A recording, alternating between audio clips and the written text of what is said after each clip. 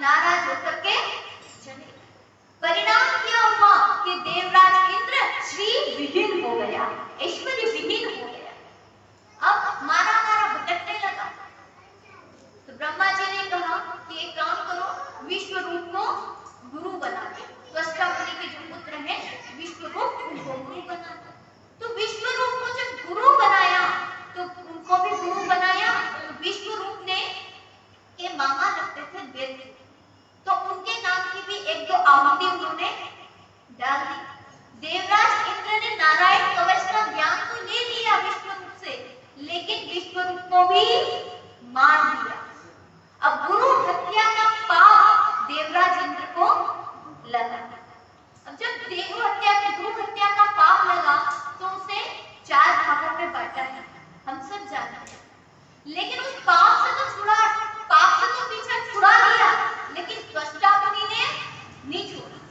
त्वष्टा मुनि ने यज्ञ किया और एक ऐसा यज्ञ किया जिससे देवराज इंद्र को मारने वाला पुत्र उत्पन्न हुआ। लेकिन मंत्र में थोड़ी गड़बड़ी हो गई। वो कहते हैं ना, सकाम कामना से कोई काम करो और मंत्र में गड़बड़ी हो जाए तो उल्टी चीज मिलती है। तो मंत्र में गड़बड़ी होने से ये हुआ कि जो देवराज इंद्र को मारने वाला पुत्र था, उसकी जगह पर देवराज इंद्र के हाथों मरने वाला, मारने वाले की जगह मरने वाला पुत्र पैदा हो गया। अब जैसे ही पैदा हुआ तो त्वष्टा मुनि ने कहा, जाओ जाकर के इंद्र को मार दो। उन्होंने कहा, आपने मंत्र गलत पढ़ा, मारना नहीं, अब तो मरने जाना है। चल दिया युद्ध के लिए। अब जब युद्ध के लिए गया तो आमने सामना हुआ दोनों का। इंद्र ने दधीचि ऋषि की हड्डियों से बना वज्र लेकर के आया और दोनों आमने सामने हो गए। कौन कौन? वृत्तासुर और इंद्र, दोनों आमने सामने खड़े हैं। वृत्तासुर इतना शक्तिशाली कि सभी दैत्यों को खा जाए, सभी दैत्यों को मार गिराए। देवराज इंद्र घबरा रहा है। तो खुद वृत्तासुर कहता है कि तू क्यों घबरा रहा है, तेरे हाथ में तो वज्र है जिससे मैं मरने वाला हूं, तू मत घबरा और ये अपने अस्त्र का प्रयोग कर, चला दे ये अस्त्र। बस एक बात का ध्यान रख, क्या अभी मैं थोड़ी मेरे हरि की स्तुति कर लूं? क्यों? क्योंकि कहते हैं ना कि मरण के समय, मरते समय जिसका ध्यान आ जाए उसी की गति प्राप्त होती है। इसलिए मैं मेरे ठाकुर जी से प्रार्थना कर लेता हूँ कि हे प्रभु, मुझे आपके ही चरणों में स्थान देना। तो इस वृत्तासुर ने युद्ध के मैदान में खड़े होकर के, और देखिए यही एक बात भी है, ये बताती है कि भगवान के भक्त को मृत्यु का भय नहीं है। जानते हैं कि इंद्र अभी मारने वाला है, काट देगा, लेकिन फिर भी भगवान के चरणों में निर्भीक होकर के स्तुति गा रहे हैं। और निर्भीक होकर के स्तुति गाने में कहते हैं, पहला भक्त के लिए, किसी भी वैष्णव के लिए 4 धर्मों को बताती है ये कथा कि भक्त के अंदर क्या होना चाहिए। Bluetooth connected. तो पहली चीज, प्रत्येक व्यक्ति 4 चीजों को चाहता है, धर्म, अर्थ, काम और मोक्ष। धर्म तो जन्म देता ही धर्म, अर्थ फिर कमाता है, फिर कामना करता है और अंतिम समय फिर मोक्ष। ये 4 पुरुषार्थ होते हैं, लेकिन भक्त का पुरुषार्थ क्या है, अगर ये जानना हो तो हमें वृत्तासुर से सीखना चाहिए। तो आइए हम श्लोकों के, श्रीमद् भागवत महापुराण के श्लोकों के माध्यम से जानते हैं कि वृत्तासुर ने भगवान से क्या मांगा। और भगवान से मन ही मन सब कह दो कि हे प्रभु, हमें वही दे देना जो वृत्तासुर ने मांगा है, क्योंकि हमें बोलना नहीं आता।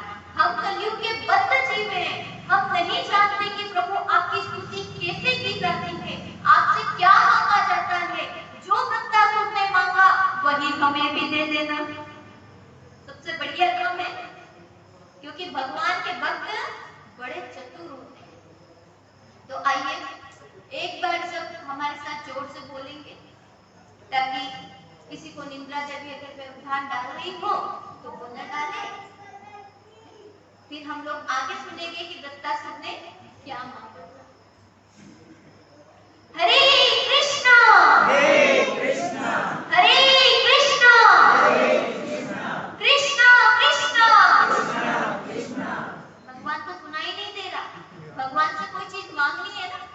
मांगते हैं तो कैसे मांगते हैं ताकि सुना जाए, तो थोड़ा जोर से बोलना पड़ेगा क्योंकि मांगने की बारी है, देना नहीं है, मांगना है, इसलिए और जोर से थोड़ा हरे कृष्णा हरे कृष्णा हरे कृष्णा कृष्णा कृष्णा कृष्णा हरे हरे हरे रामा हरे रामा रामा रामा हरे हरे हरे कृष्णा बोल श्री रामचंद्र भगवान की वीर बजरंगबली महाराज की। आइए अब हम सब जानते हैं कि वृत्तासुर ने क्या मांगा। तो पहली चीज अहम हरे तव पादे मूलम दासानुदासो भवितास्मि भूया। बड़ी पक्की बात है, ध्यान से सुनना। हे प्रभु मुझे आपके चरण नहीं चाहिए, आपके चरणों की सेवा नहीं चाहिए। क्यों? क्योंकि उसके लायक मैं नहीं हूँ, उसके योग्य मैं नहीं हूँ। मुझे तो आप क्या दे दो, आपके चरणों के जो दास हैं उनके भी दास का भी दास बना दीजिए। है यही अमरे तव पादे मूलम दासानुदासो भवितास्मि भूया। और देखिए यही एक भक्त की विशेषता भी होती है। भक्त जितना जितना ऊपर उठता जाता है वो उतना ही छोटा होता जाता है। और शास्त्र तो कहते हैं कि भक्त को इतना छोटा बन करके रहना चाहिए संसार में। कितना कितना छोटा जानना चाहते हो? कितना छोटा बन के रहना चाहिए? इतना छोटा राई के 20 हिस्सा, एक राई होती है ना, राई का दाना, उसका 20वां हिस्सा। राई का 20वां हिस्सा कितना होता है? राई के 20 हिस्सा और फिर 5-6 पीस, और उसके भी बाद 20 टुकड़े उसके कर लो उतना। और वासे करने बेरहो तब मिले है जगदीश। उससे भी छोटे हो जाओ, राई के 20वां हिस्सा और उसका भी 20वां हिस्सा कर लो, और उससे भी छोटे जब हो जाओगे तब आपको जगदीश मिल जाएगा। इतने छोटे। अच्छा एक बात भी है, जो पलड़ा भारी होता है ना, अच्छा किसी पलड़े में वजन ज्यादा हो तो वो क्या करता है? नीचे झुकता है। जो पलड़ा भारी होता है वही झुकना जानता है। जिस वृक्ष में फल अधिक होते हैं वही वृक्ष झुकता है। जिसमें भक्ति के सभी गुण आ जाते हैं वो नीचे झुक जाता है। सबसे छोटा अपने को समझता है। हनुमान जी महाराज ने बड़े बड़े काम किए, राम जी का काम किया, सारे काज किसने संभाले? जगन्नाथ के जो काम संभालता है वो हनुमान जी महाराज। हमेशा सेवा की मुद्रा छोटे रहते हैं। क्यों? क्योंकि वो भक्त शिरोमणि है। अगर आप भक्ति चाहते हो तो बड़े मत बनो, छोटे बन जाओ। इसी को चैतन्य महाप्रभु ने कहा, जो भगवान के राधा कृष्ण के सम्मिलित अवतार इस धराधाम पर भक्तों को भक्ति प्रदान करने के लिए आए, उन चैतन्य महाप्रभु ने कहा, तृणादपि सुनीचेन करो रीव सहिष्णुना। भक्त को कैसा होना चाहिए? बोले तिनका होता है, एक तिनका उड़ जाए, तृणादपि सुनीचेन। और सहिष्णुता कितनी होनी चाहिए? सहनशीलता कितनी होनी चाहिए? तो वृक्ष के समान होनी चाहिए। वृक्ष कितना सहन करता है? 84 लाख योनियों में अगर सबसे ज्यादा कोई सहनशील है तो वो योनि है वृक्ष। 84 लाख योनियों में सबसे खराब योनि अगर है तो वो वृक्ष की। वृक्ष भी 84 लाख योनियों में गिने जाते हैं। बरसात हो तो खड़ा रहेगा, गर्मी भी ठंड भी सब में एक जैसा रहता है। इसी प्रकार से वृक्ष जैसे हमारी सहनशीलता होनी चाहिए। कोई हमारे ऊपर अंगार बरसाए, कोई हम वैसे के वैसे ही बने रहे, हमारे अंदर परिवर्तन नहीं आता। अगर दूसरे ने हमें क्रोध दिलाया, अगर दूसरे ने हमारा बुरा कर दिया, तो ये प्रकृति का नियम है, जो होता है वो ब्याज सहित पाता है। तो वो प्रकृति का नियम प्रकृति उसे दे देगी। आपको कोई लड़ाई भिड़ाई करने की आवश्यकता नहीं, आपको देने की जरूरत नहीं है। ये प्रकृति का नियम है। आप प्रेम दोगे तो वो प्रेम देगी, आप द्वेष दोगे तो वो द्वेष देगी, आप घृणा दोगे तो वो घृणा देगी। अच्छा, खेत में बीज तो सब बोते हो, जो बोते हो वही उग आता है। फूल बोते हो तो फूल, और कांटा बोते हो तो कांटा। इसी प्रकार से प्रेम बांटोगे तो प्रेम पाओगे, और घृणा बांटोगे तो घृणा पाओगे। और ये भक्त भली भांति जानता है, इसलिए वो किसी से द्वेष, घृणा या ईर्ष्या नहीं करता, हर स्थिति में एक समान रहता है। तो आज से कोई कुछ भी कहे, कुछ भी करे, हम वृक्ष के समान हैं, हम भक्त हैं। अब दूसरा श्लोक, पहला श्लोक समझ में आया, अब दूसरा श्लोक सुनते हैं। नैलाकपृष्ठं न च पारमेष्ठ्यं। देखो, ये भक्त का धन, अभी धर्म बताया भक्त का, अब भक्त का धन बताता है। नैलाकपृष्ठं न च पारमेष्ठ्यं, न सार्वभौमं न रसाधिपत्यं, न योगसिद्धिर्पुनर्भवं वा समञ्जसत्वा विरहय्यकाङ्क्षे, समञ्जसत्वा विरहय्यकाङ्क्षे। भक्त को क्या चाहिए? तो कह रहे हैं नामकृष्णम, हे प्रभु आप ऐसा मत समझ लेना कि मुझे स्वर्ग चाहिए, स्वर्ग नहीं चाहिए।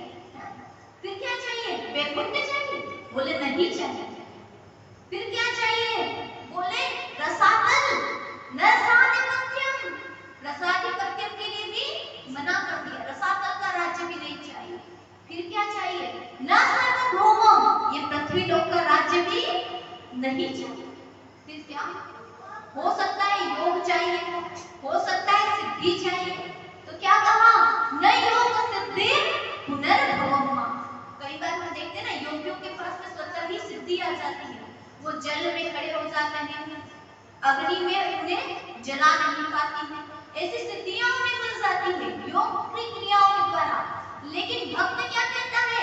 न योग सिद्धि पुनर्भवम, मुझे न योग चाहिए न सिद्धि चाहिए।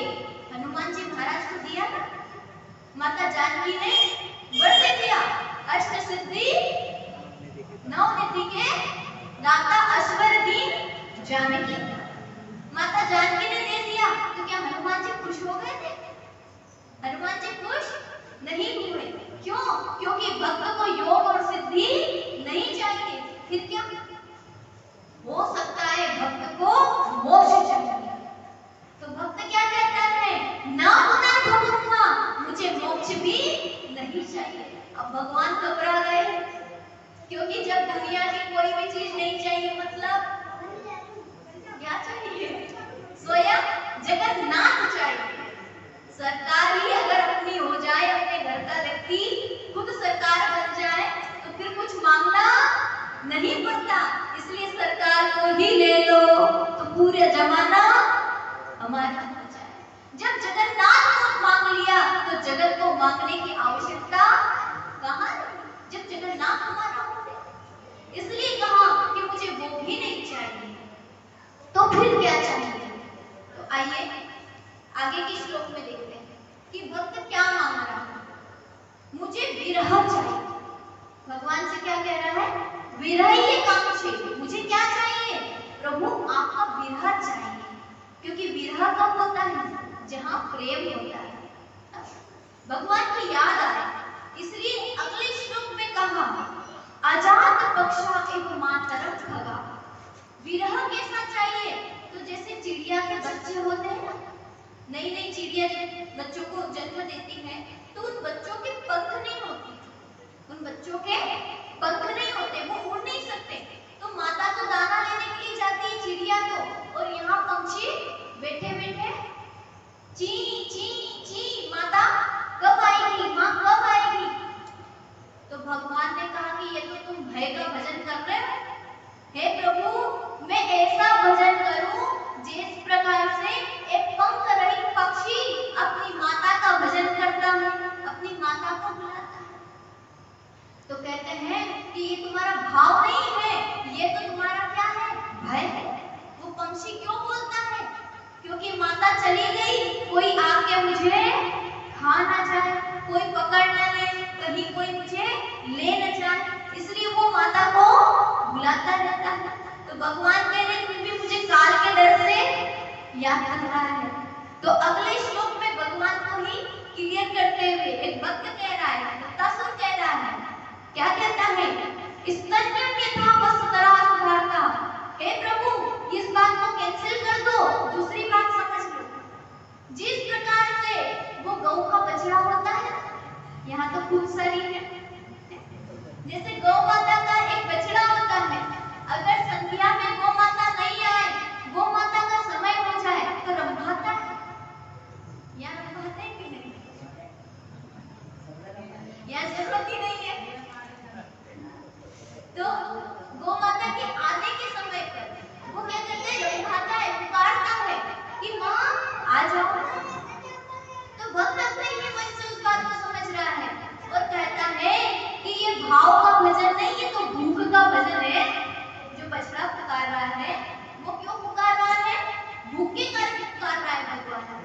तो फिर अगले श्लोक में कहते हैं, अगली लाइन में कहते हैं कि हे प्रभु, प्रियम प्रियेव विशुद्धम विशरणा। मैं कैसे आपको चाहूं, जैसे कोई प्रियतमा अपने पति का रास्ता देखती है, जब वो कोई विदेश नौकरी पर जाता है तो वो राह देखती है, उसी प्रकार मैं भी क्षण प्रतिक्षण आपको पुकारता रहूं। हमारे जीवन का एक एक क्षण जैसे जैसे जा रहा है और पुकार बढ़ती जाए, हे प्रभु मेरे जीवन का वो समय समीप आ रहा है, हे प्रभु तुम कब आओगे, तीव्रता बढ़ती जाए। जैसे घर में अभी राखी आने वाली है, राखी पर आप सबकी माताएं बहनें सब आएंगी, है बहन बेटी सब आएंगी, तो ये रहता है ना कब आएगी कब आएगी, जल्दी आप रोज फोन लगाते हो, है ना। ऐसे ही भगवान को भी फोन लगाया करो, भगवान को भी तार मिलाया करो। और तार मिलाने का तरीका क्या है, तार मिलाने का तरीका क्या है, भगवान के नाम को बोलना, प्रेम से भगवान को पुकारना कि बस आ जाओ, मेरे संसार का समय अब जा रहा है, हे हरि आ जाओ। और प्रेम से पुकारने पर ही हरि आता है। तो आइए हम सब मिलकर के एक बार प्रेम से